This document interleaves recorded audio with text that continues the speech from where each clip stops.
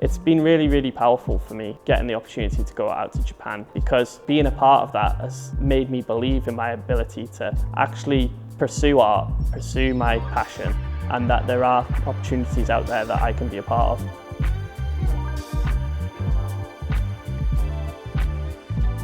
Avant Cymru are a multidisciplinary arts organisation that work with neurodivergent freelance artists and participants. Over the last 10 years, we've done a whole array of different adult education and training opportunities to equip the freelance artists to be ready to deliver multiple different opportunities in Wales.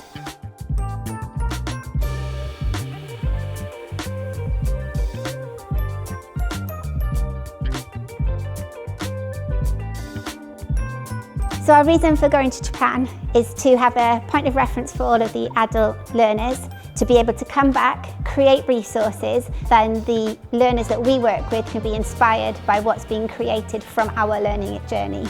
We went to dance classes, we went to salsa, we went to popping, we went to breaking, we went to competitions over there.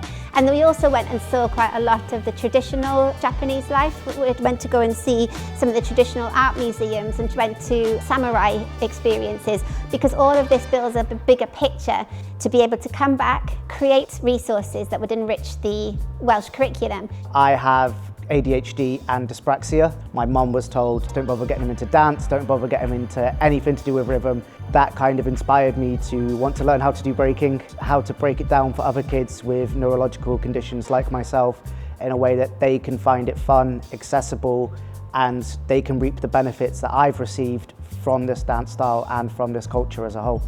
The reason why it was important to travel to Japan is they have a completely different outlook on education, dance, and how people learn. I want to bring that playfulness, the practices that we were learning over there, the different techniques, the different strategies, into my teaching over here. As part of the exchange, we went to see the Kabukiza Theatre, and the way that they produce their theatre is very different to the UK.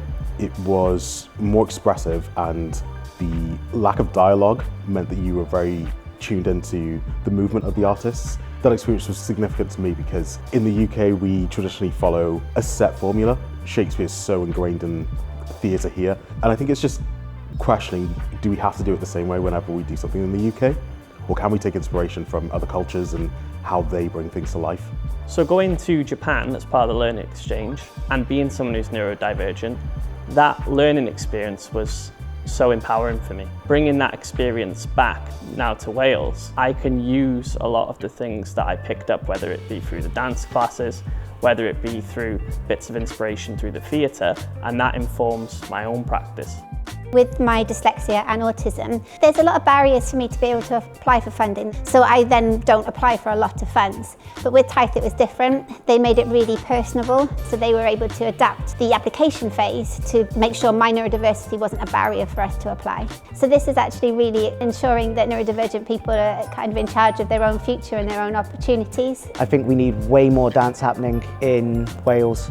It would be an amazing thing to show kids what they're capable of physically, mentally, play-wise, to see the benefits that I've seen from my young learners put out onto like a statewide thing in dance would be absolutely amazing.